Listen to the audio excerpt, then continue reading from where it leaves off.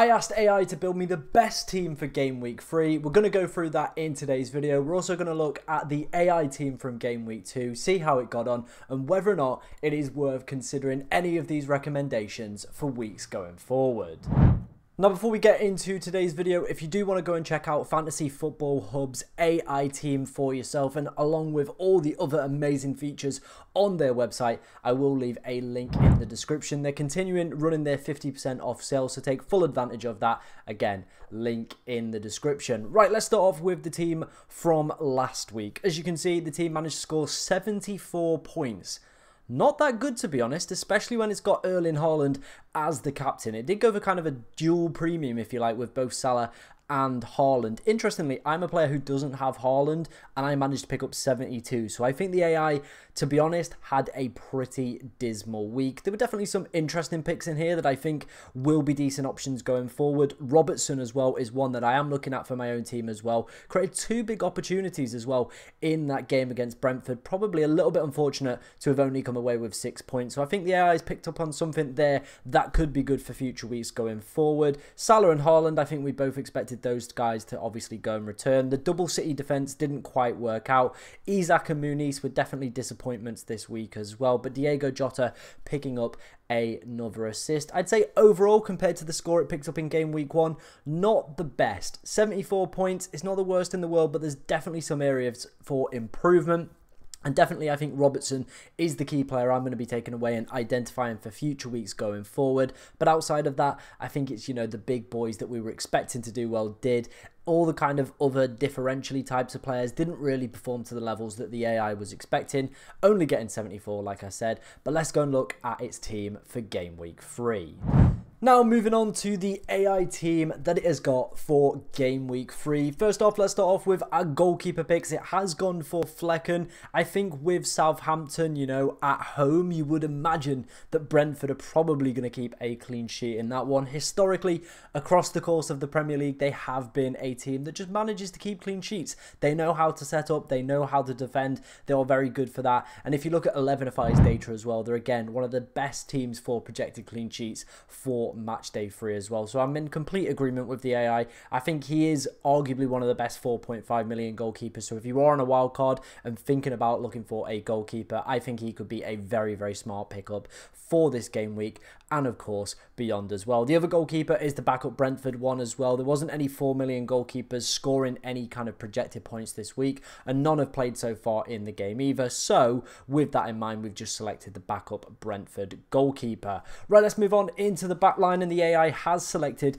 double Arsenal defence with both Ben White and Gabriel, both coming in at 5.4 projected points. Again, Arsenal are one of the top teams on the 11FI data that is predicted to go and get a clean sheet in match day 3 as well. So, you know, kind of mirroring what the 11FI data and obviously the Fantasy Football Hub data are suggesting, that this team should keep a clean sheet, and it's gone that big at the back as well that it's gone for two of these kind of more premium defenders, if you like, over some of the other picks as well. So very interesting that it's done that. It did that last week with Manchester City. Again, they did have a high probability of a clean sheet. It didn't work out. Maybe this week there could be obviously a flip of kind of tails, if you like. Interestingly as well, the final defender that it's got starting is Ayer.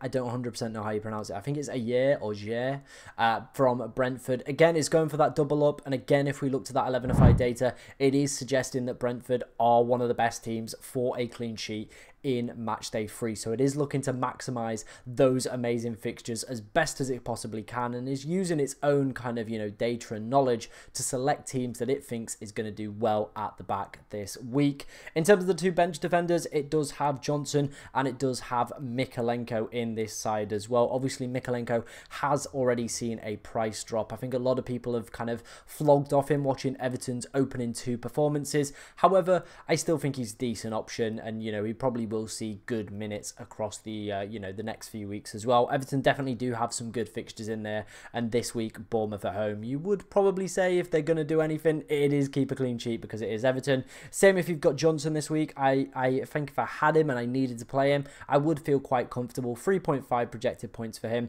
3.6 for Mykolenko as well. Right, let's move on into the midfield, and we'll start off with our captain, the main man from game week 2 that not a lot of people in the FPL community own or talk about.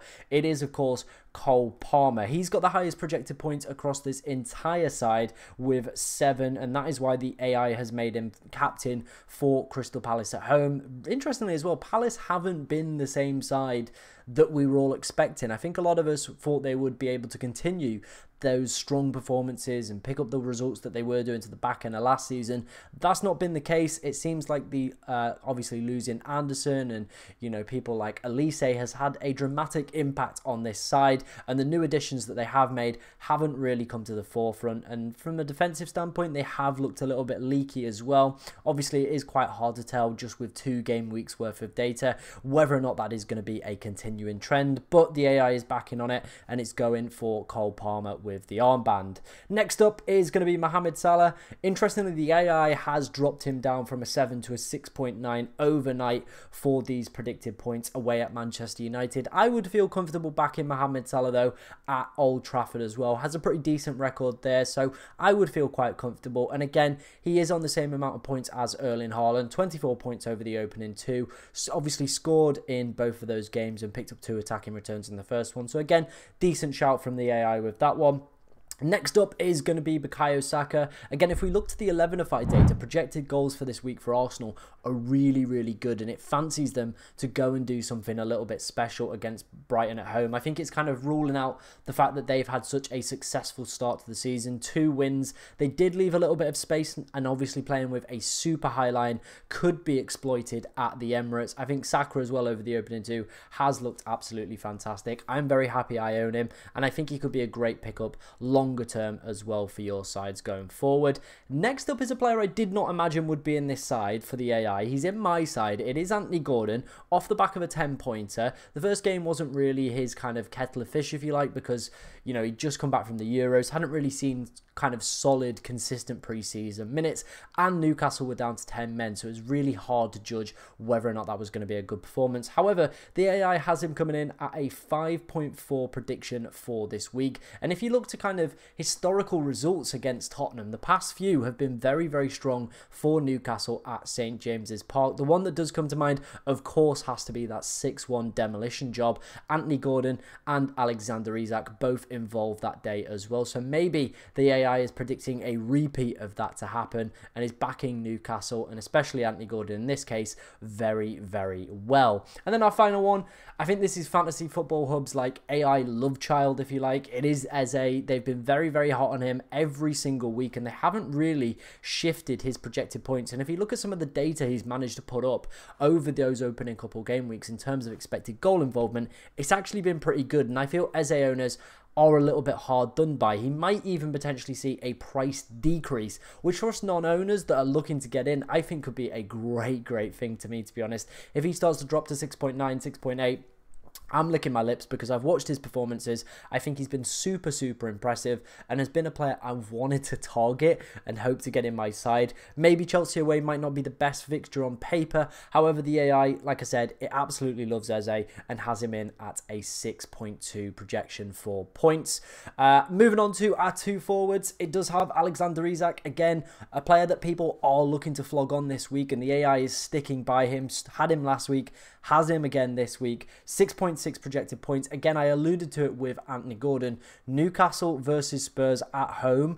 They absolutely love it. In his past 2 home games against Tottenham at St James's Park, he's managed to pick up a brace in both of those games as well. So I think the AI is sensing something could happen again with that. The other forward is going to be Visser, completing a Brentford triple up. They do have Southampton. Again, it does make complete sense. I spoke about Visser in the experts video as well. And I said he is going to start to enter, you know, people's thought processes, especially if Ivan Toney leaves. He will become a decent option at that 6 million price point as well. The AI is selecting for this week 5 projected points. It's interesting that he has higher projected points over somebody like Muniz, who does have Ipswich away. However, it is probably that home fixture that is just slightly edging it and leading to the AI selecting Visser. The other forward is going to be Cannon again. 4.5 million, 0.6 projected points. The AI is not really expecting anything and probably won't even feature off the bench or anything like that. So it is going to have just this starting 11. Let me know what you think of it down in the comments section below. This team obviously is built by Fantasy Football Hub's amazing AI algorithm. If you want to go and check it out for yourself, like I said, I will leave a link in the description. But thank you very much for watching today, ladies and gentlemen, and good luck in game week 3.